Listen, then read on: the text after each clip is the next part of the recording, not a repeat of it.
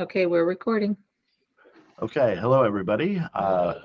This is the Weston Board of Education Curriculum Committee meeting.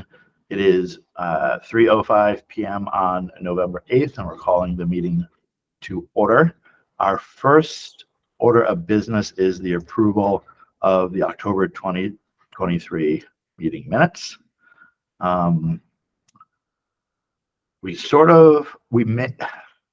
We may have to actually table this because we only have two members from the Board of Ed on this call, and I was actually not at that meeting, so I can't approve them. And Chad, since we don't have a third member here, so I'm going to move that we simply table this until our next curriculum committee meeting. If I make a motion to table it. Yeah, make a motion to table it, and I'll second that, and then we can do minutes for both that one and this one at the next one. Yeah, and that's perfectly acceptable. So, okay, all right. So the next item of business is the curriculum and instruction update, and I believe Tina, that is for you. Yes, thanks, David. So as a reminder to those of us that are new on the call at the curriculum side and also with the public, the purpose of our Board of Ed subcommittee meeting focusing on curriculum is to collaborate between the Board of Education stakeholders and school-based leadership to discuss all aspects of the curriculum, the instruction in Weston, school culture and climate within our district. We want to remind everyone that's on the call to adhere to our virtual norms, which is to keep our cameras on at all times. We want to make sure our microphones are muted unless we are speaking. Focus on the agenda, so be present and engaged based on the topics that we've outlined for today's meeting, and always seek to understand and ask questions that are pertinent to the topic on the agenda. We have one topic on the agenda today before we talk about some additional topics for future meetings, but which is really exciting because we have two of our library media specialists, as well as our director of technology, as well as our two principals from our K-5 building joining us today to engage in the conversation. Sharon Rodko is our library media specialist at the Hurlbut Elementary School. We also have Dan DeVito, who is our director of technology, on the call. Laura Cadis is here as well, principal of Hurlbut. And I've also asked Shelly Reines and Patty Felber to join us today because the purpose of the topic on the agenda is to have an open dialogue and discussion around one of our district goals this year in our district and school improvement plan, which is focusing on technology integration throughout the district. And we started this conversation a little bit last year, and we wanted to circle back to that because now we formulated a little bit more of a goal this year. And we know that we've got some pretty lofty goals when it comes to the state mandate around computer science and what that looks like within our district, that we want to have this conversation around and start getting more people aware of some of the work and the great work that's been happening at the school level, and talk about how we in Weston see technology integration and technology instruction for all of our students, and the developmentally appropriate aspects of technology integration and technology use. And who better to do that but our own library media specialists and those that are actually working with our staff and our students on the ground every day. We know that we have district leadership, myself, Dan DeVito, and Laura Cadis here, also facilitating that conversation. And so we wanted to take this opportunity to allow some of our leaders on the ground and in our schools to start that conversation and highlight some of the great work, and then open the discussion to our board and our community, and continue this conversation, because as we know, technology is always evolving. It's moving faster than we can keep up with, and I feel like every time I go to any training or have conversations with people in an informal setting, I'm always learning new tools, and I'm always learning new ways to be efficient and find out ways to be more purposeful in the use of technology, so that it is really a way to enhance what we do in our world and in our life. So I'm going to shift to the presentation, and I hope that this can be although it's a formal presentation, I hope that this can really lend itself to more of a dialogue and a discussion around what we are doing at the K2 level. And then moving forward in future presentations, we want to take this and move it up to 3.5, move it up to 6.8, and move it up to 9.12, so we can see that logical progression around technology integration and technology use in our district. So I'm going to switch screens and I'm going to present for Sharon. Sharon, I'm going to ask that maybe you start, and then the team can jump in as we go. What do you think? Does that sound like a plan? Oh, Sharon, you're muted. You're muted. I was following the norms. Will you be changing the slides, or do you want me to? You will? Okay. All right. So as Tina said, the point of this is to provide a little bit of background and lay the foundation so that going forward, we're all kind of on the same page for the K-12 discussions. So the next slide, when we talk about integrating all of these related skills, we're constantly discussing purpose and balance, and how these skills can be integrated in a way that really enhances the curriculum and supports our student learners. So in this work, we use standards from ISTE, which were adopted by the state of Connecticut in 2018. Also, the Computer Science Teachers Association, which was adopted in 18 as well. And there's a mandate coming for computer science being taught in all schools in Connecticut starting next year. And we do have pieces of that already happening, but this is a more purposeful look at the curriculum. We also use the AASL standards, which were adopted by the state in 2021. And the state has so many great resources. And one of them that I look at is for digital citizenship, internet safety, and media literacy, which means one thing down at K2 and a different thing as you get into the higher grades. So next slide, please. So specifically in this work, we're going to be looking at the ISTE standards on the left and the AASL standards. And in a nutshell, the ISTE standards address using technology in our ever-changing digital world and preparing the students to not only be students in this world, but adults and learners. And the AASL standards more deal with how you find and evaluate and use information. They cross over in certain places. They even have a crosswalk, but this is a good graphic for each of them that encapsulates what these standards deal with. So the next slide, please. Yeah, and if I could just jump in too, I know that Dan, during our district improvement plan presentation, and in our district improvement plan on the website, you'll see some of these components of what it means to be a digital age learner in our district plan. But this is the full kind of picture around some of these complex components when it means to pull out what it means to be a digital age learner. And what you'll see, I think one of our most challenging aspects of technology integration is that, if I can go back one, is that there's 4 sets of standards here, right? And so in our curriculum design, we are constantly asking questions around where are we identifying a standard that is aligned to ISTE, which is about being a digital age learner. Where are we maybe connecting to computer science standards? Where are we connecting to digital citizenship and internet safety? And then where do some of our tech integration standards lie within our library media specialist standards? So I feel like I don't know if we have a perfect answer around that question yet, but I think our discussions are always around how do we weave these standards together throughout the different curricula.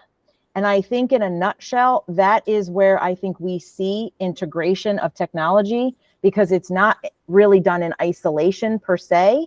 It has to be, we're seeing it, the only way we can do this well when we talk about balance and purpose is when we truly have an understanding of how these integrate across all content areas. And I think that's another piece of what we're trying to convey to the public and across the district, and why we're starting this conversation. Thanks, Sharon. Sorry, I don't mean to interrupt. Can I ask 2 quick questions? Sure. Just one's for clarification. I just want to verify The item that was attached to board book doesn't, it's a presentation. I don't know if you're seeing the same thing, Chad. It doesn't follow what we're looking at on the screen. So is it supposed to be the same presentation? Like, because I looked at it offline, what we have in board books different than what we're seeing on the screen. Many of the slides are the same, but some were added. Okay. And then Or condensed, yeah. okay. And just as we go through this, would you mind just telling me what problem are we solving, or is the state trying to solve for? So I can sort of understand as we go through this. Is this a state mandate? I think it was Tina was saying. What? Yeah. So all of these standards have been adopted by the state of Connecticut, and then it's the district's job to find ways to deliver them to our students. And as Tina was saying, these can't be taught in isolation. There isn't a class on these. The only way to teach these is within the content so that it's an authentic learning experience using these skills. And then the computer science is the one that has a mandate coming next year that computer science will be taught K-8. And to your point, David, the state does not give us really any guidance on the how. They only tell us the what. This is what we expect you to do. You need to figure out the how. Okay. And so we're trying to figure that out. Okay. So In full transparency. Okay. All right. So the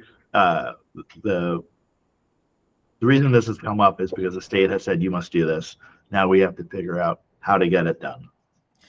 And also adding to that, there are a lot of places where this integration is happening in the district. We just now need a good K-12 discussion about exactly where that's happening, maybe what's not being touched upon, how it transitions through each of the schools so that by the time they get to high school, we've prepared them for their high school learning and whatever they decide to do beyond. Okay, thanks. I always like to understand how we got here as we figure out how to navigate, how to get there. So this is, this graphic I really like. This is from P21, and it just kind of puts everything together that we try to do as a school district. And you can see that information, media, and technology skills is a big important part of it. Next slide, please. So I'm not going to read these, but in this work, we just felt that it would be really important to have some common definitions. We know in education, sometimes terms are used interchangeably, but there are all these literacies that we talk about: information literacy, digital literacy, media literacy, and what all of those mean. And not important to stop and read them now, but just important that we're developing a type of glossary so that when we're having these conversations, we all are coming to them with the same meaning of these terms. So these are the things that we'll be addressing in this work. Next slide, please. So one of the questions that often gets asked is, well, you teach some technology, and then there's some digital literacy, and now computer science is coming. So I included these two graphics because I thought they really helped see how, while there is overlap, when we are specifically talking about the computer science mandate, they do have some standalone areas and concepts that have to be addressed. So again, it would be great if we could say, oh, these are all kind of the same. And yes, there is overlap. And as I said, there's some wonderful crosswalks that help you see that overlap. But then they are sometimes very distinct areas of curriculum. So Sharon, talk a little bit about that picture on the right-hand side, because I think from a parent perspective, it may be able to provide some context around the difference between like computer science and digital literacy, and how they may see their students using some of these pieces even at a very early age, maybe through apps or different device tools, and then what we do in school, and then how those two things overlap. I like this graphic a lot. The way I look at it is, I've been in this game long enough that I remember when computers were new in teaching, and we were getting computers in the library and computers in the classroom. And there was this, oh my gosh, we're going to have to teach them how to use these tools to do the things that we want them to do. And that's the digital literacy part to me, as it says, using computers to kind of now their everyday tasks, typing, communicating, doing presentations. computer science has more of that computational thinking and working with algorithms, and I can't do it justice explaining it because it means a very different thing to me at the K2 level. But to me, computer science with the students is we do coding, we work with our robots, we do problem solving, we talk about how technology changes our lives. So they do definitely overlap, but to me, digital literacy is more, do I just know how to use this equipment? And then the computer science is really delving into using it for problem solving, if that is a good explanation. Yeah, and perfect. And I think one of the things philosophically over time, and Dan, you might want to jump in here too. One of the questions years ago that I was asked when I was hired years ago in a different district, when the position was technology integration, was, do you believe that keyboarding should be taught in isolation? Do you believe that the skill of typing should be taught to students, right? And that's, I know that sounds simplistic, but that is the difference between the ability to use a tool efficiently with purpose and intention and not be a hindrance to the learning experience for students and adults versus the application part of it. So I really like that graphic. Thank you. Yeah, if I can jump in for a second on that same graphic, Tina. It's so good we're having this conversation because this slide itself is a testament to that. I'll give you a couple examples. So point number 3, creating a PowerPoint. It is very debatable if even soon we should be teaching PowerPoint as a program. There's 15 different kind of generative AI tools right now kids could access to build decks for them. That's a different question, though, of ethically if we should allow kids to use generative AI. But then even still, like the question of like pedagogically using slides to storytell. So my point is just simply like there's so much in this topic, and it's really good we're unpacking it. One question about the graph, though, it seems to me that the little overlap layer of the Venn diagram, which is like computing's impact on society and why we need safe online practices, is that covered under the lens of computer science, or is that back into some of the other standards about like digital citizenship and things like that? I can answer. I think it's definitely covered because a big part of computer science is the ethical use of the tools, whether they be AI or how you respond in a comment online or, Right. you know, or how your work is impacting the greater society. Right. So I think if I was to pick one thing that runs through all of these, it would be ethical use that we're working on with the students. Okay. Whether it's, you know, you're doing your works cited because you took information from a book, or we're ethically talking about how do you use AI in your writing in this day and age. Sure. And if you do. Great, because that is one of the giant elephant in the room, of course, with this is like, what is having a screen mediated existence? What is that doing to not just our students, but really our society? So when you think about helping our kids have to be inoculated against the bad parts of tech, but be versatile with the good parts, it's a big mission. Yeah. And that's why it starts young, because we know that this is just part of our lives now.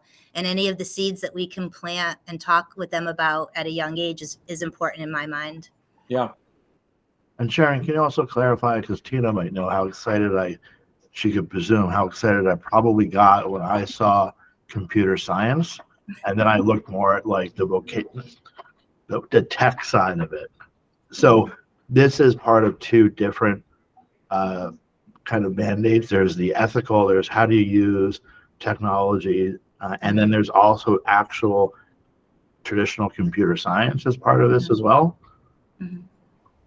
Okay. And your question, I'm sorry.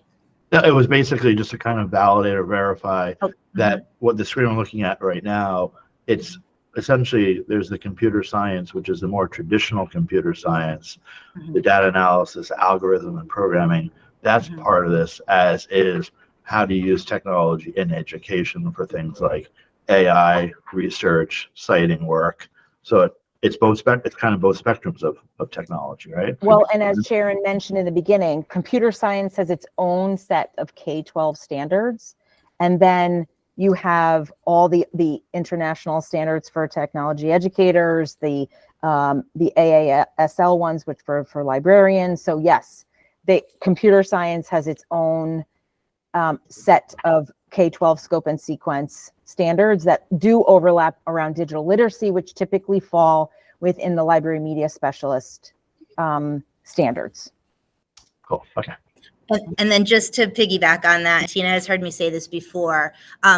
While, of course, the librarians live and breathe these every day as we're teaching, the importance of integration across the content areas is that we can't do this alone. Like, this can't be the 30 minutes a week that they see me. And if they truly are going to learn these skills, they have to be within the content area as well, so that they're applying them. They're having chances to apply them within what they're learning. All right. So one of the things that I wanted us all to kind of be aware of, because I think it has some really great explanations regarding technology use, is the National Education Technology Plan. They are in the process of updating it. And if you're looking for some reading, you can click and access it. But it really does help us frame, again, as Tina said, that we're having balance and purpose in our use of technology. And you can go to the next one. And that means moving. Sorry, Sharon. I was just going to put the link in the chat if anybody, but I think I have to stop sharing, right? Don't I, presenting, I mean? Yeah, and if anybody just does, National Education Technology Plan, we can grab the link and put it in. But I'm very excited to see what the update is going to be. They are talking a lot about how technology can be used to help bridge the digital divide. And that's no longer like who has technology and who doesn't have technology, but how technology can be used to really help personalize learning and providing students with lots of tools that they become comfortable with. So at the proper time, they have some choice within their learning. But if you want to go to the next slide, I love this from the technology plan. It shows how, I talk about this with Laura a lot, that when we're using technology with the students, we're not only being purposeful, but it's no longer just about being a consumer when you're using technology. When the students are using technology, so often they're using it to solve problems or to create something. That isn't to mean that there's not a purpose and a point to watch a video or even use a digital learning game. But most often now it's not just about getting information from the technology. It's about being a creator yourself. So this is from the National Education Technology Plan, and I really like this graphic for that point. Sharon, can we pause on this slide for a second? Mm-hmm. So if I had to drill my intellectually, my questions about tech into one slide, it's this one. Mm-hmm. And for the parents who are listening, one of the biggest pieces of research that I think is fascinating is if you're trying to help your kids be safe in an online world, the best thing you can do, and this is what I'd love to be able to do, but it's not, is just like, give me your cell phone, never go online. You can't do that. We all know that, like, they're going to find a way, right? One of the best things you can do is teach them the back end things, which are all on that right side about active use. So they actually can use their critical thinking to question, like, well, why is Facebook targeting me with this algorithm about this message right now? Mm-hmm. Why, in fact, are these like messages that are whatever in whatever app being sort of promoted in this direction? What does my attention span feel like after I use these sorts of tools? Mm-hmm. So one of the best ways to do that is to help them understand everything on that right side, become an active user, and then all of a sudden they're involved and they're committed in how they consume information. And they're empowered to make choices. Yeah. So what this brings me to is my question is always like, I can't imagine we're doing 100% on the right. And so my question would be, where are the examples within our learning in which we are on the right? Because I'll give you an example in K through 2, since that's what we're talking about today. I know that the kids all have tablets. I'm not totally aware of how they're using those tablets. I've learned some use cases where, like, it allows us to customize testing to see who is at what level and to do so very quickly and get very accurate results. But Different times that, they might do like language acquisition games or whatever it is via the tablet, but are they better? So my question is, how are we unlocking this slide right here in Hurlbut? And I'll start with, that's part of our work ahead of us. Because as I said, there are activities and lessons that are involving some of these already, but now really documenting that and seeing where we have holes or where we have overlap is our work. But I can kind of go around it with the K2 lens, if that would be helpful. And again, and Sharon, I think you have examples later in the presentation too. So this is not like every day, every lesson that they're with me, but I can give quick examples. We do coding off screen when we use some of our robots, and we do coding on screen when we're on code.org or with our Dash robots. Immersive simulation, I'm going to skip for K2. We do media production. When second grade is doing their community service projects, we make videos or audio voiceovers to talk about our community service projects. We have met virtually with authors and experts, like our BAT expert a couple of years ago. We've used things like Flipgrid to connect with students in other schools. We're constantly using it to design the things that we want to make around our library. And something like Seesaw, we're able to collaborate amongst the students working on a project together. So that was just a quick encapsulation. But, sure, I'll stay tuned for the examples as we go too. I'll wait for that too. All right, so one of the things that Tina, we've been talking a lot about with our curriculum writing is universal design for learning. And again, the National Education Technology Plan has a whole section talking about how technology can help with this. And their three main buckets are, when we're teaching, if we're teaching to all students, we want to make sure that we have multiple ways that they can access the content. So if in the second box underneath that, you can see ways that technology can help with that. It doesn't mean that they're used every time, and it doesn't necessarily mean that they're used with every student, but it's just a way that technology can provide that access and overcome roadblocks for certain students. The second one is my favorite, providing multiple means of expression, and that's giving students more than one way to show what they've learned. Some of us can go back to, did you want to make a poster or a diorama? And now we have all these amazing opportunities, and they still can make posters on paper, but there's other opportunities that they have. And I didn't add anything to this. This is straight from the technology plan, but you'll see when we go to the examples that the students have a lot of ways that they're able to demonstrate what they've learned through technology. And then the last one we can't ignore, and it doesn't mean that we use technology just for the sake of engagement, but it does factor in. I wish I could have videotaped my students using the Cubelets today. They are little robotic cubes, and each has a different function. And if you attach them together, you can make different robots that function in different ways. There's not a screen involved, but that's really not my purpose, is that they can figure out how to use the Cubelets. My purpose is teaching collaboration and teamwork. And the engagement factor makes it so easy for me to really get down to what I'm trying to teach that day, simply because we're using a little piece of technology. All right. So here's some pictures. These are the best. Tina and I were talking about some questions that would be good to address. And one is, how is integrating all of these skills really helping our students work towards Portrait of a Graduate? So the one on the left-hand side, we were using stop motion with our iPads, and they were teaching other people what types of books we have in our library.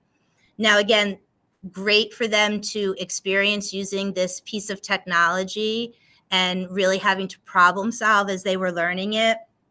But a bigger goal was collaboration and teamwork. And they were very, very proud of themselves of what they created. The middle picture, our second graders were using our Seesaw learning platform, which, again, speaking to multiple ways to demonstrate what you've learned. When they're using this tool, they can write what they learned, draw what they learned, audio record what they learned, made a video of what they learned. They have so many options and choice. And these second graders were making a little blog about the different parts of our library and what you can do. And if you can see, they were teaching that you have to walk in the library. So she's taking a picture of them. And then the third picture is some second graders doing their community service project. And we were making a video about raising money for bats that year. So just some examples of how we're laying the foundation to work towards Portrait of a Graduate. The next slide. So we've talked a little bit about digital citizenship, and it's not just in Hurlbut, we talk about be safe, be kind, and be responsible when you're using technology. And they sign a pledge, and we talk about how you keep passwords private. You don't share personal information online. You have discussions with your parents about things like that. Your screen time, what does that look like? How do you balance that to have a healthy life? And then another piece of digital citizenship is using technology to make the world a better place. So like when we're making our videos about our fundraisers or our community service projects. Sharon, can I ask a question on this Absolutely. slide? Please feel absolute freedom to say, like, Chad, that is too big of a can of worms to answer in this kind of a meeting. But I'm bringing it up because of what you're seeing in the media about, like, the UK essentially trying to take cell phones out of schools, Utah and their sort of limitations on social media for kids under 18, a bunch of districts trying to take phones, personal devices out of the district. What are you all currently thinking in terms of kids bringing devices to school, both like on buses or in classrooms? And I actually wasn't even thinking of asking this question because I was thinking that digital technology is more about the actual how we're using the tools in the learning process. So if it's too big of a thing, we can kick it aside. I'm just asking because this slide looks like that's what it's hinting at. Important question, but I think I would have to defer to the principals and Tina about policy. Yeah, I think it's a question we always are asking because it's about management and it's about that strong partnership between school to home. Yeah. Right.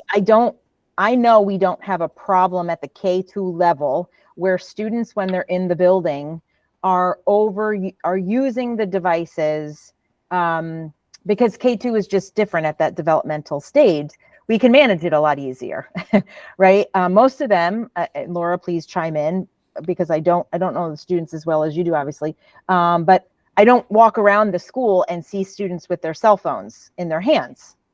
Very different. I don't see any students walking around in the hallways with their Chromebook like a book on their hip, right? Whenever I go into classrooms or I go into the Library Media Center, the use of devices, no matter what they are, whether it's a Chromebook, whether it's a tablet, whether it's the Makerspace tools, there's always a purpose on what they're doing and why they're using those devices.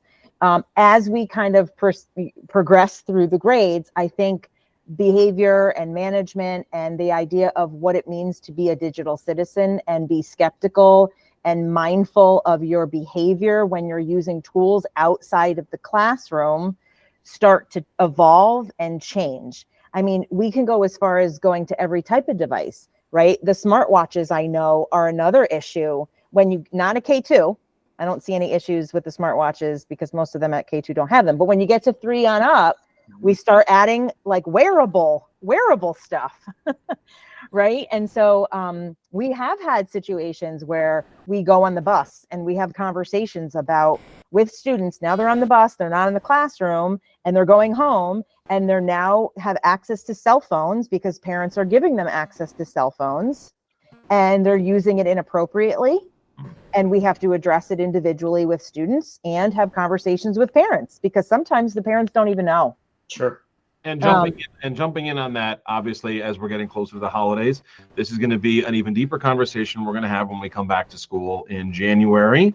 We're going to have another influx of students wearing wearable tech, and it's a careful balance, right? So some families believe that the students need a wearable tech like an Apple Watch because they need to be able to communicate with their kids during the day. I'm not saying whether that's right or wrong, but this is a conversation that I've had with parents on, God forbid something happens, my child is too young to have a cell phone, but I do give them an Apple Watch or a Gizmo Watch from Verizon, so in case I need to communicate with my child. So this is an ever evolving conversation. So last year it was wearable tech, and now the end of last year it became AI. So as you can see, like, it's always an evolving conversation. And right now, you know, we're just at the tip of it, and we're always going to have these types of conversations as to, do we allow them to have it? Can they bring it on the bus? Can they wear it in the classroom? If they can wear it in the classroom, is it a tool for cheating? You know what I mean? It gets deeper. Yeah, and I think for the purposes of this presentation, because this one's focused on K2, I think we are really confident in what that means at the K2 level. I think Absolutely. Finn and Shelley will be on the call for when we present the 3-5, and then we talk with Patty, and Dan will be there too. I think the conversation changes a little bit, and I think we need to circle back to that conversation maybe when we do 3-5. Cool. All right. All right, next slide. Yep. So again, I very much learned from graphics, and again, I had said this earlier, but this wraps around all the content areas. And so while it lives with the librarians, it does have to go out to all of the content areas if we're going to talk about true integration and really giving students an authentic opportunity to apply these skills. So the next one has some more pictures. The next slide. So on the left, and again, these are just some examples at the K2 level of how it's already integrated into the curriculum. Last year in the curriculum, there was a big opinion writing piece, and we did a book election where they had to verbalize what their opinion was about each book.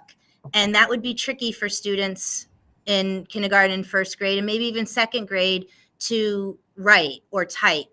And that wasn't the objective at that point. If the objective was to be able to write or type something, we would have done that. But the objective was to be able to verbalize your opinion about the book. So again, we're in Seesaw here. They were able to audio record their voice talking about what they liked or didn't like.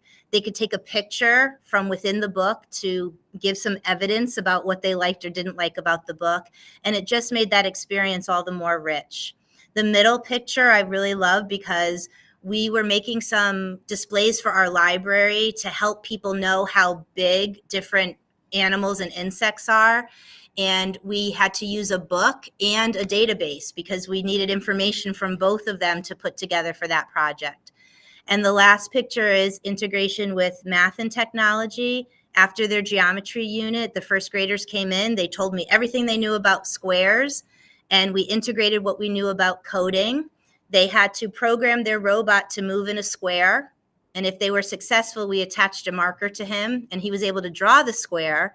And then we had conversations about, well, why is your square bigger than my square? And how is your program different from my program? So just very, very rich experiences when we're integrating these skills across the curriculum.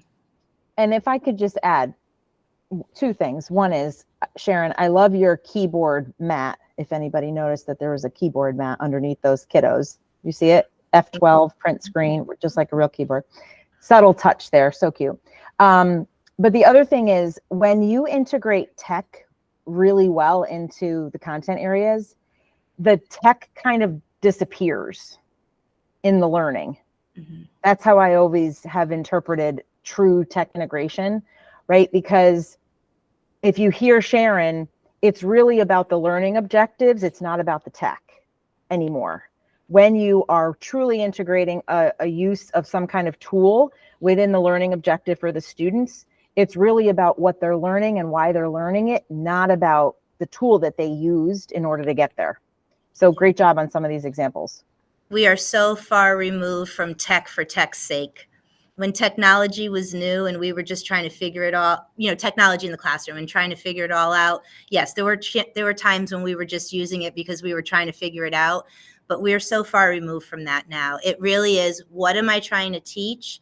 And what are the tools that are going to help me best accomplish this? And is it technology or is it not technology?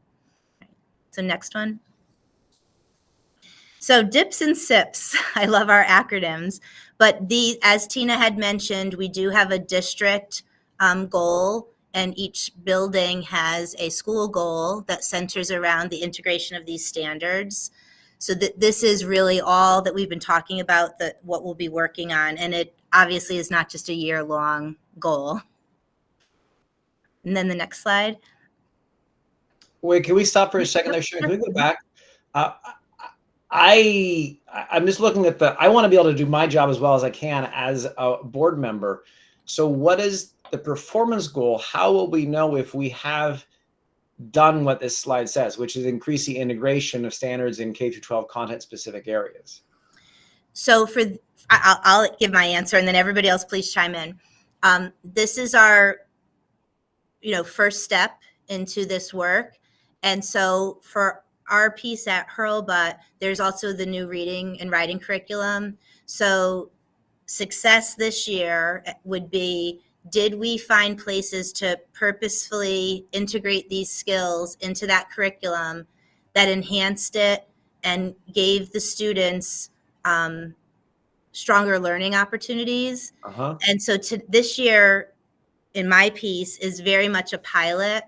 And then obviously at the end, looking back and making decisions about what we did and what we might change when we're rolling it out the next year. So that's my piece. And anybody else, please jump in. Yeah, great question, Chad. And we are always looking for more feedback to tell the story, because our library media specialists in our district are phenomenal. And I've been in multiple districts, and it's a very tough position to find someone who truly understands the tech and the standards across the disciplines to give the examples that Sharon's giving today. So I'm really excited to highlight this group over the next couple months. Our goal this year, Dan and I have been talking a lot about, like, how do we kind of tell the story about tech integration in Weston? And what we know is that we need to quantify some of those explicit examples within certain grade levels, and how many of those authentic or assured experiences that Sharon is showing you today in every grade level, in and across disciplines. Yeah. I don't know if we're necessarily looking at a number, but I guess when you look at some of our individual goals at the teacher level, which we don't do in our district or school plans, but we will with individuals, like, how many opportunities did you get into kindergarten to do these tech integration assured experiences?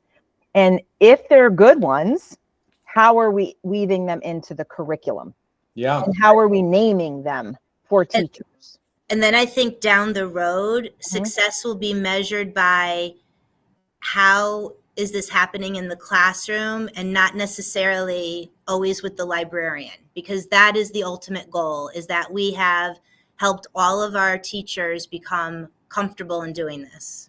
That's a great point. And look, I am the last person to say, like, we should have some sort of very lofty and aspirational goal that doesn't have a whole bunch of meat to it. So I think everything you just said, Tina, in terms of these goals, even if they're quite targeted to begin with, Weston Public School is not the only school district in the world that's trying to grapple with, like, how does technology change our everyday? This is something we're all grappling with. So even if it's just very targeted, we're going to have this many authentic tech experiences per year. Great. It would help us be responsive to all of you about how we're weaving this into the curriculum. And then to your point, Sharon, I really agree that the previous couple slides, and Tina, your shorthand for this is like, make the tech disappear. What were you talking about, Sharon, though, is that tech is a vehicle to deepen and intensify the learning. And whatever would help do it, great. Tech happens to be the way to do it in this. That's clearly what you're doing on a bunch of these examples. So then the question would really be, where does the rubber hit the road, which is in the actual classrooms and the teachers using it. So a question that I come to with this then would be like, maybe one goal is whatever percentage we're currently using tech in classrooms just as a substitute, or maybe even something that's slightly worse than the previous, we just increase that number a little bit.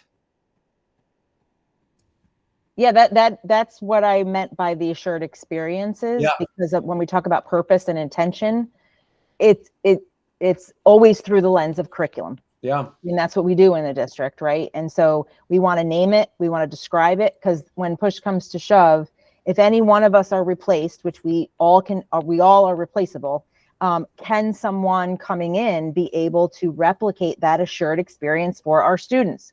Because it's not about Sharon, it's not about me, it's not about Dan, it's about the students in Weston. So that is where this work needs to somehow live. And this is the part that we keep coming back to trying to figure out. Yeah. Once we pilot and we identify which ones of those assured experiences are developmentally appropriate and getting to the outcomes and the goals and the objectives, we're going to name them and we're going to write it and weave it into our curriculum so it becomes an assured experience. And then we quantify it. How many of those do we have? And Laura would be able to chime in too. The struggle with a lot of this is also the time aspect, right? Which ones can Sharon do with her students when she's in the library, right? Versus which ones can she support the classroom teachers and build their capacity to weave within the curriculum. So there's always a balance of scheduling and time to do it as well. So we want to balance that aspect to say we can have let's say three assured experiences in kindergarten to 2 this year, fall, winter, spring, or we can name when those are. I'm just throwing them out there. That is not a goal, but that's something that we want to be able to answer and be able to report out on by the end of the year. Yeah. So that's why I think you're looking for a number and we were hesitant to put a number yet. I don't even think it needs a number. I think Yeah. this is like a perfect example of a like qualitative sort of measurements. I'll give you like a really simple goal too. One would be, I do not pretend to be smart enough to know how technology works in all these different situations. I do know that if you have a human read a book to kids versus showing a video of a human reading a book to a kids, the human reading is a better learning experience. I do know that much. So like as a very simple thing, maybe there's a goal for like, we don't put on stories told via video, except for in these circumstances, and as much live human reading in the classroom as possible, K through 12, that's the goal. That's the gold standard. Maybe the first layer is just like the places where tech is actually making the learning worse, we're going to minimize those numbers. Maybe that's a way to make it bring some rigor to it. Yeah, I And hear Tina, that I part. can jump in here too. I think we Yeah. have to be careful with absolutes because when we're doing planning and we're teaching lessons, we always come back to purpose. What's the purpose of what we're doing in that moment and what's the outcome? So I do want to caution you to be careful about putting absolutes in, like we will never. Well, it Yeah. depends on the situation. I completely agree. Yeah. I just wanted to add to Chad's idea. This actually came up today. We at the K2 level, because that's the focus of today. I know we don't have an issue at the K2 level with the replacement of authentic texts and read aloud experiences at the K2 level with tech. To Laura's point, we do have individualized plans for students where adaptive technology is providing access for students to engage in texts. But that's a very small percentage. And at the K2 level, our teachers are asking for more authentic physical text. They don't use text on the computer. Well, just to clarify, there are times in which a video will play, which is someone showing a story, right? Like a video that shows someone reading a story and the kids watch the video. At times, and this is where I'm going to say again, we have to be careful. We're not outlawing things. Like it's not one or the other. It's back to like the phone. Is it better to never? Kids should never have phones. That's not reality. It depends on the situation. It depends what the purpose is, what's the outcome, what's happening in that situation, and what the planning around it was. Yeah, I completely agree. I guess my thought would be like, maybe that's like a percentage move, meaning you're right. There are probably purposes when you do need something like that, but then maybe the goal is to nudge things along in the direction of more of the experiences are assured. And there are times when tech actually makes the learning worse. We get rid of as much of that as we can. I think we could look into it. I just don't see a preponderance of that number to even be a goal. But I'd be happy, Laura and I'd be happy to look into it a little bit further, but that's why I was saying, I don't really see that as a preponderance. Maybe to Laura's point, if we're doing like a, International Dot Day is usually on September 15th. It's the same book, and the author actually reads his own book out loud in an animated way. And so that is one reason why a lot of teachers have the book on YouTube and it's video read out loud to kind of introduce what that is. But there's a purpose for it. And that's not typical for in a unit of study or how they introduce something with having the YouTube or a digital tool read the book to the students. So well noted. We could look into a little bit further. I haven't seen that yet as a need to kind of quantify and look at a reduction of something or an increase of something else. So, okay, I'm going to move on to the next one. So these are, again, not for us to spend a lot of time on, but just know that these will be guiding some of our discussions and our work. And they are models that help you really think about your integration of technology. The SAMR model people talk about a lot, and that's going from, are we really just using technology as a substitute for something that students can already do, all the way up to really redefining that activity that the students are working on. And the TPACK model is really just stopping us and making us think of good pedagogy and the content, and how does technology become a piece of that, but not the ultimate goal. So again, not to spend a lot of time on these, but I just wanted to show that there were things and models that we would be looking at as we're doing this work. And then next steps.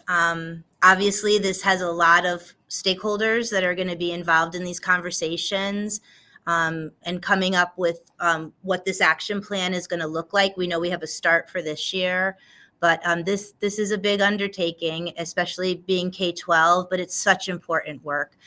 As I said, we know that this is happening in places, but really having it documented and making any changes or modifications or even additions that we may have to do. Great job, Sharon. Laura, did you want to add anything, or Dan? I don't know if Dan's still there. Yeah. Round of applause. That was nice. I'm here. Great job. Yeah, I think this is great. I think we wanted to get in front of the conversation based on one of these large goals that we've identified in our district and school plans. We wanted to make sure that we had an opportunity to celebrate some of the areas that we're doing well and we want to maintain, while still having an open dialogue around areas that we know we want to improve upon. We are working across the district around professional development. So I appreciate, Sharon, that you put this in there, and about really identifying what it means to truly integrate technology and be more efficient in the way that we use technology with purpose and balance. And with every professional development opportunity with teachers, there is always a new tool or application to be more efficient as a professional, right, in our work as professionals, but then also identifying different tools that may engage students in the learning, as well as making sure that it is with purpose and intention. So that idea of universal design for learning and access is another thread of where we see technology integration at its finest. So I'm really excited for this work. I appreciate all the work that Sharon has done over the years. We really appreciate that she's on the team. And next time that we're going to be talking about the 3-5 tech integration, Shelley's going to take the lead and have a conversation about what it looks like at 3-5. And I hope that the opportunity we got to talk about tech integration at the K-2 level really highlighted some of the aspects of the curriculum, the way that we integrate technology in some of the design thinking processes in the maker spaces, for example, in the library, as well as some of the ways that Sharon's been supporting teachers around enhancing the current units of study across the different content areas. So I'm sure we're going to keep coming back to this, because as new learning evolves and designing of curriculum evolves, we'll have an opportunity. This is the place to have this opportunity to highlight and celebrate some of the great things that the kids are doing even as early as K2. Tina, So- oh, sorry, go ahead. I cut you Yeah, off. no, I was just going to open it up to you and David on any additional questions that you may have about the presentation. Well, my first thought, I'm sure David's going to echo this, but first of all, thank you. And thank you, Sharon. Thank you for all the examples and the thoroughness of this. I often reflect thinking about the amount of time and preparation you all have to do simply for the process of Board of Education and communicating back to all of us. It's like a documentation part of your job that I'm sure is not a nominal amount of time. So thank you, truly. So a question would be, in terms of the way in which you're supporting teachers to do this, are there guidelines that teachers have that, all the most basic stuff, like are there guidelines about how many video hours per month, or are there guidelines about tablets and the uses of tablets, so that not even as lofty as some of the assured experiences we're talking about, but just a pretty basic, consistent across classrooms? Are there things in place for that? I will give a quick response and then I'll let others chime in. Yeah. I think when we are planning curriculum and lessons, we're looking at what we're trying to teach and the best tools. And it would never become, well, I can't use that video because now I've used video too many times this month. I understand the question and the concern behind it, but it really is more planning what I'm trying to teach the students and what are the best tools. So that's my answer. And somebody else, please chime in. Oh, that makes sense. I makes a very good point. Like, what's the purpose as opposed to what's the vehicle? Yeah, there's no standard to your question, Chad, that I have seen. I may have missed it, but there's no standard across computer science or any of the ISTE standards that, or any of the content areas actually, that quantify minutes of usage of technology. I've never seen anything like that. The only thing I have seen is around outcomes on keyboarding and words per minute, which again is about application. And there are standards that say by 3rd grade or 5th grade or 7th grade, this is how efficient and accurate a student should be able to type. But that's completely different than your question that you're asking right now. But I haven't really seen anything quantified like that. I would also just want to add too, and I don't know if we talked about this already, because I think you were asking about a list of tools for teachers to guide them maybe around best use.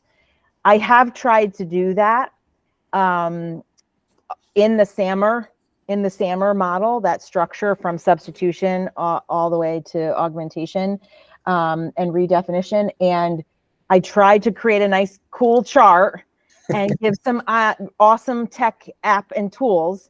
And what you can probably expect is that by the time I got it out, there was like 5 other ones that were like better.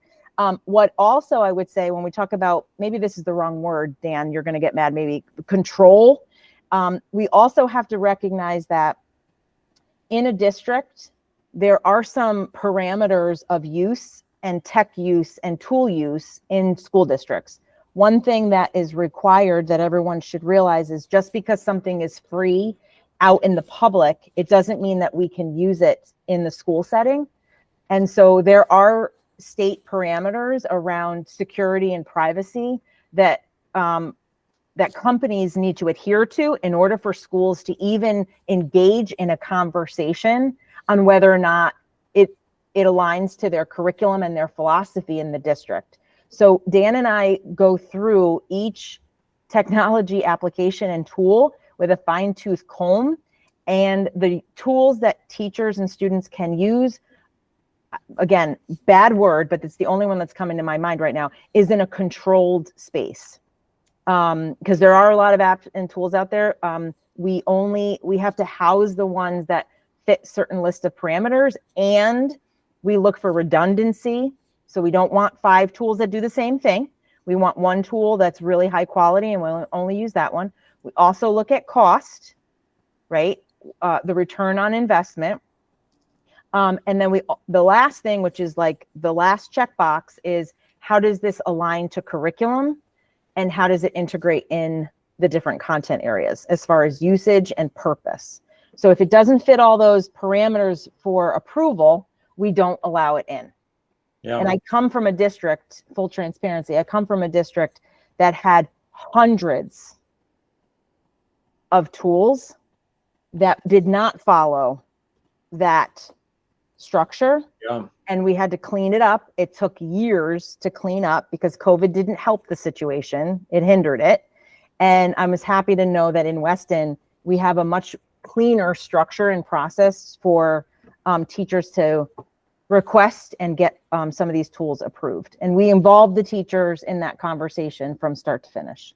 Gotcha. Mhm. Well, I may have some other questions, but I don't want to totally dominate the proceedings. So in a second, David, I'd love to hear if you hand off, you have some questions, but there's one suggestion I do want to make that we weave into this, and nothing has to be done about this today, but I do want to bring the point up, which is we probably should consider ergonomics or physical use or posture or those sorts of questions within this discussion. And you don't need to go any farther than all the high school parents who are like concerned about their kids' neck pains and things like that, because we're all doing this all the time. And if you even look at some of the pictures of the kids using the tablets, of course, so much of the time they end up going like this. So as we're trying to teach kids how to use tech, we may want to weave that in, and that might dovetail with a conversation about like flexible seating.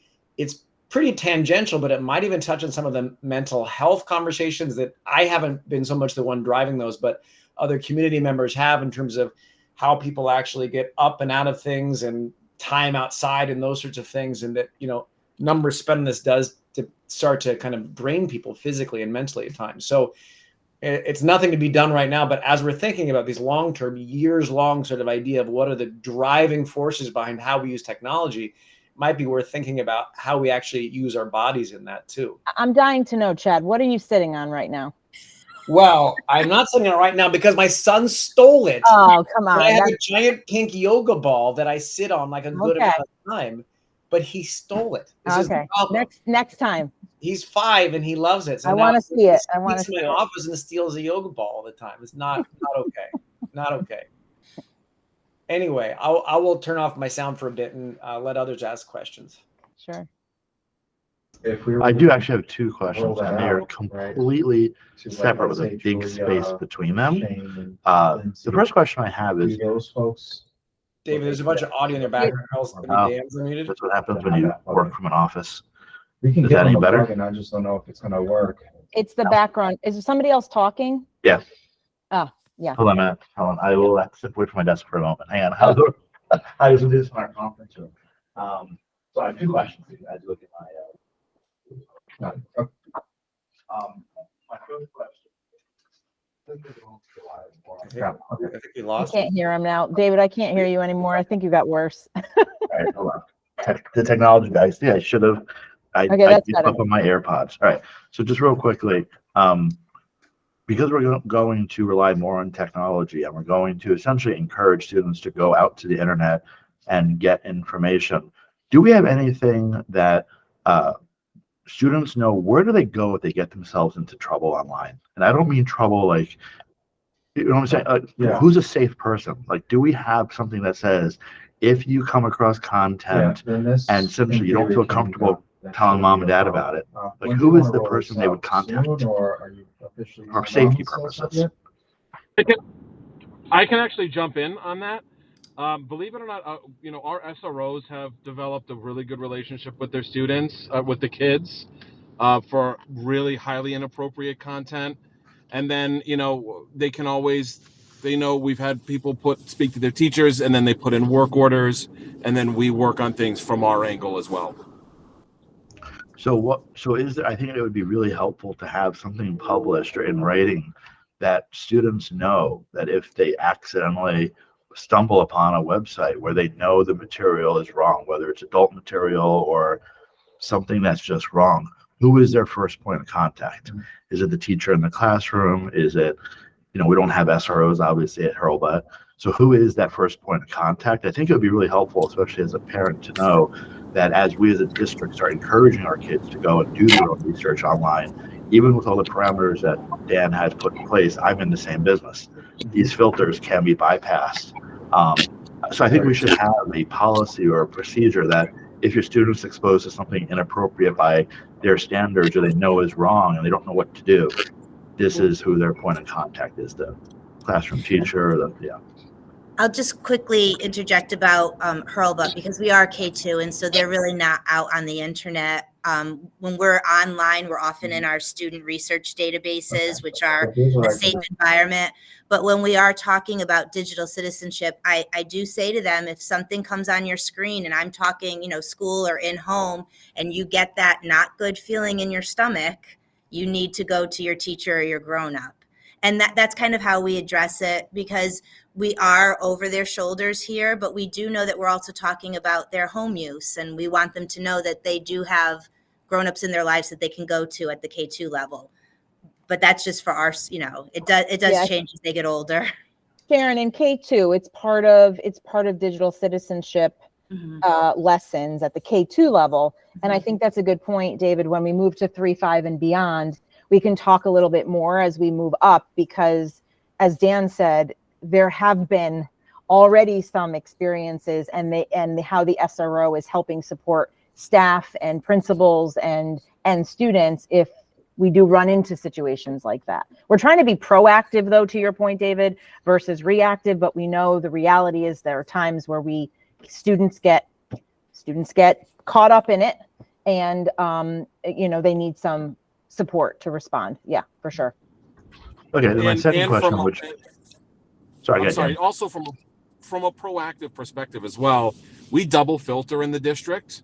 And for students who have Chromebooks that go at home, obviously this goes outside of K2, so I'll leave it brief. We do at-home filtering on district provided Chromebooks, and then I do have alerts set up in the event that a site is accessed that is inappropriate, and then I can take a look at the site and then block it. And it's a lot of it is also a conversation with students, where students will report to teachers, hey, this site's available, it shouldn't be available, and then the teachers will send me a message, oh, we got another one, and then I have to quickly block it, whether it's inappropriate or whether it's like a gaming website that a kid found that bypasses the filter.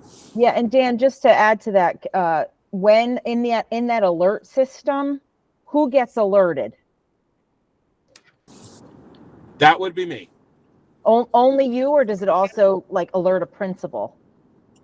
Well, it depends on the situation at hand. So if it's an inappropriate website, it comes to me.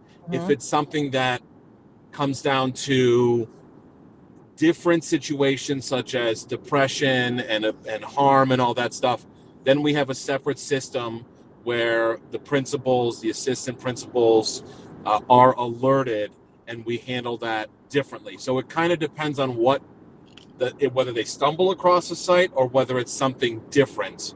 We have different products in place to help us as well as help the students. Right. I asked that specifically because we're also talking about that SEL piece of this, where if students are using the tools unethically or inappropriately, we have tools to help us respond appropriately depending on the level and what it is that they're doing or using it for. So that's why I was asking. So thanks. Okay. All right. So wait, my one other quick question is for what Chad was talking about with screen time, which I know is something that is really something Chad has been focusing on.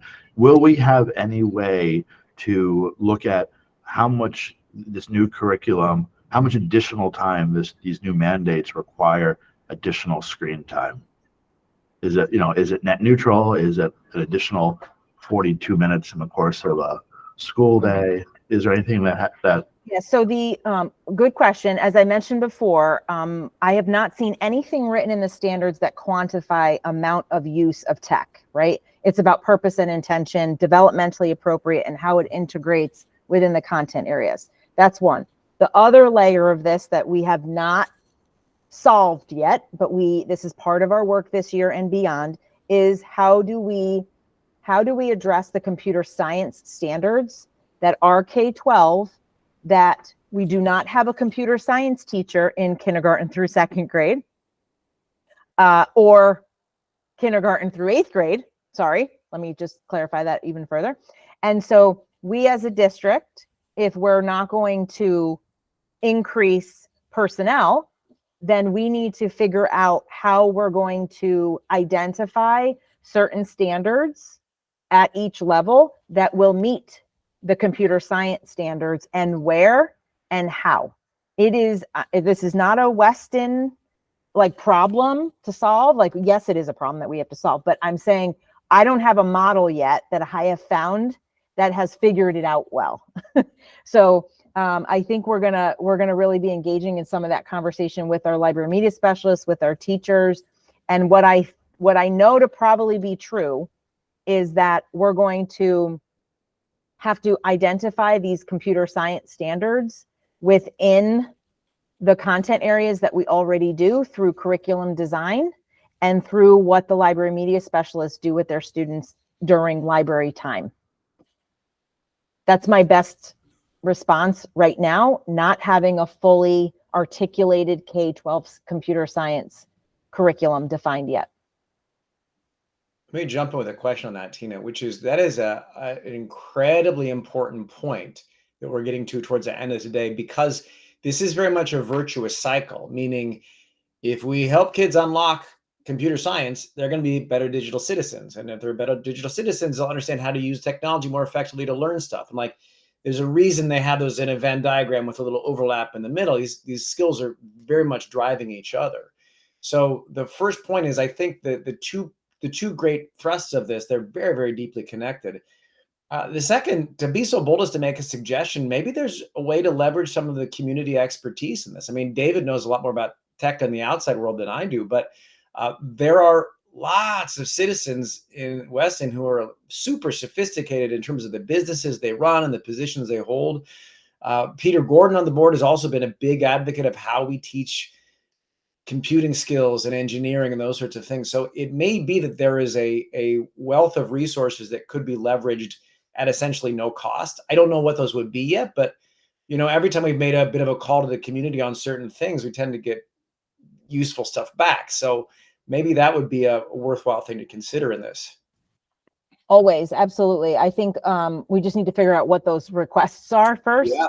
And when we do, we will involve all stakeholders to be as authentic for kids as possible. So I love that idea. We've done that already, and to your point, we've really benefited from it. And I know that that's always in the back of our mind for sure. We want the more partnerships we can embed within the learning experience for kids. It's a win for everybody for sure.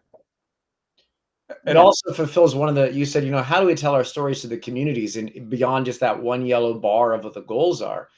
It's a very organic way to help the community know exactly what we're doing in these areas. So anyway.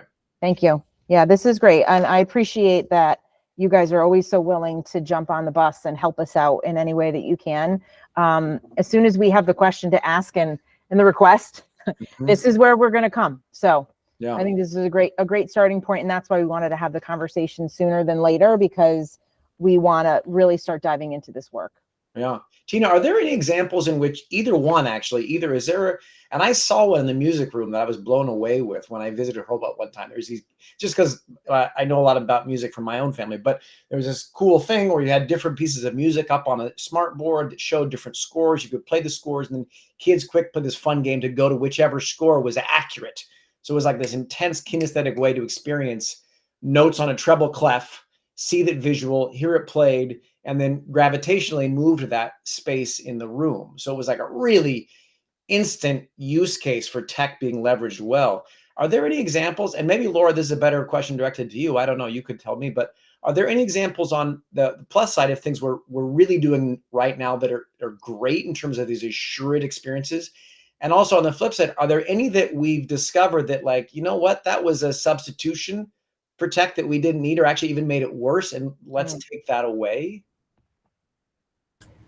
And I think we're doing that all the time. That's a great question. Evaluating lessons, what went well, what didn't well, was that the best use? Are there other ways to do it? You know, there's so many examples now of students using technology to create. And I think Sharon highlighted just some of those today.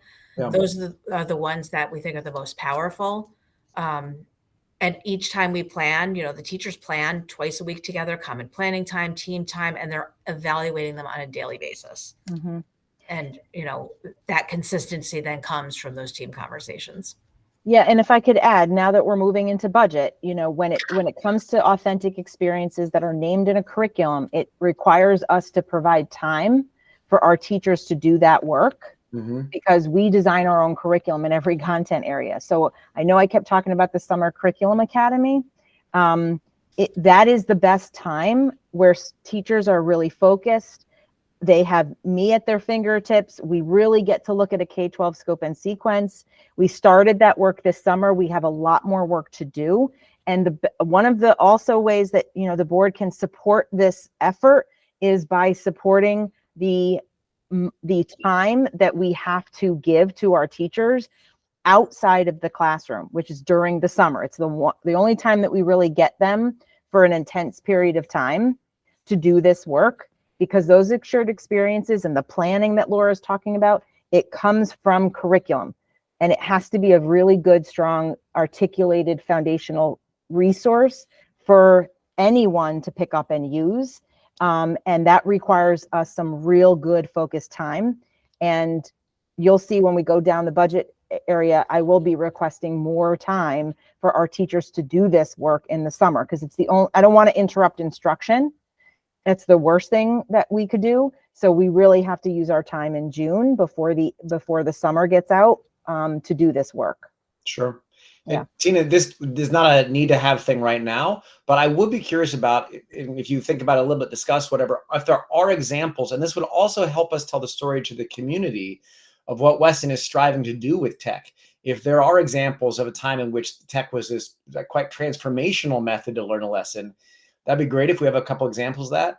Alternatively, if there's things we've discovered where that really was, it's a substitution, or maybe a substitution that actually robbed some of the richness of the learning experience, and we have, since expired that, that would be good to know. I always go back to the example about language acquisition, which was an education to me, which is that a lot of those two-dimensional like word game apps are actually not great for language acquisition, because you're teaching a kid that like an animated two-dimensional picture of a dog is a DOG. And so the kid's like doing this sort of mapping activity. It's much less rich than other stuff. So I throw that out there, not as an example relevant to Hurlbut per se, but just it was an education to me. So if there are examples, it'd be cool to know about. Yeah, I like that idea of kind of mapping some of these examples that Sharon even talked about today within the framework, so we can really tell the story a little bit clearer, so we can start mapping how what we do in the classroom connects to these frameworks that are research-based around high-quality tech integration. Yeah. So I think that's a great idea. And I would be so bold as to suggest there's a missing category in the SAMR model, which is simply sometimes tech makes it worse. Like we all experience it in our own lives. And maybe, Sharon, if you've seen a situation in which we're like, what, that tech is not, it's a layer in between the kids and what they're trying to do, and we should just let that expire. I think that's going to be your dissertation, Chad. The revision to the SAMR model. Once I can get on my yoga ball, maybe I'll start. Awesome. All right, we're going to close up. It's 4:23. Any other questions for Sharon or Laura? This was really great. I really appreciate all the energy and time that you put into this. You are a phenomenal resource and support for all the staff at K2, and can't wait to see all the great things that are going to evolve this school year. Shelly's going to take the lead at 3-5 at the next presentation. So it's going to be like a continuation of this presentation moving forward. And so bring all those great questions with you next time. And I'm really excited to see what they're doing at WIS. Yeah, I would just simply, I don't know if we've met Sharon and Shelly before. You, for better or for worse, have two very engaged Board of Ed members on this call. Someone like Chad, who is very engaged with things like screen time and things of that nature, and me, who's a tech person, very similar to Dan. So just know that we're highly engaged. We are not in any way questioning what you're doing. It is that we are highly engaged Board of Ed members. You would have been better off if you had two finance people on this call. But our questions come from, I think, a general or genuine curiosity. Yeah. And I've said to both Tina and Laura that I'm very excited because I live in this world, but now having it expand out and have all these people to talk about it with and really make the best plans for our students all together and not just when I have them is very exciting to me. Well, if you ever want to have a propeller head conversation, Dan and I are available, and I'm available on my own as well. So, all right. All the time. All the That's time. great. I will You guys just reiterate what David said with a hearty thank you. This is just very, very helpful, and I really appreciate it. And I do recognize how much time it takes to go into this documentation of what's happening. I recognize it's an effort and a lift. So thank you for all the time and the dedication you put into even just preparing this for today. Thank you. Yes, ditto. Great job. So moving forward, as I mentioned, I know thank God we only had one presentation today. So we will try to continue that conversation next curriculum committee meeting with Shelley taking the lead on 3.5. Just want to let you know, we have some additional presentations that we want to bring to the curriculum committee. We want to explore some of the new resources and the tri-state feedback from last year that WIS is engaging in, specifically in the area of mathematics. And we also want to start having a conversation around the new social studies frameworks, which was adopted only about a month ago now. So that will also help shift some of our work around curriculum design moving forward, which also puts another plug into the purpose and intention around our summer curriculum academy for our teachers. Because again, we do have a lot of work that needs to be done, but with the support from David, Chad, and I know Bernie is also a huge support of what we do in this curriculum committee and the needs that we have, will drive some of the requests that they'll see in the budget coming up. So I think this was great. Thank you both for all your, your engagement and your questions that were so aligned to what we are doing here in Weston. So we thank you for that. So I throw it back to you, David, if you want to close the meeting. Okay, excellent. So in that case, unless there's any other things to discuss, which doesn't seem like there are at the moment, it is 4:27 p.m. and I would make a motion to adjourn the meeting. Second. All right, everybody. Thank you all. Thank you. Thanks, everybody. Have a great night.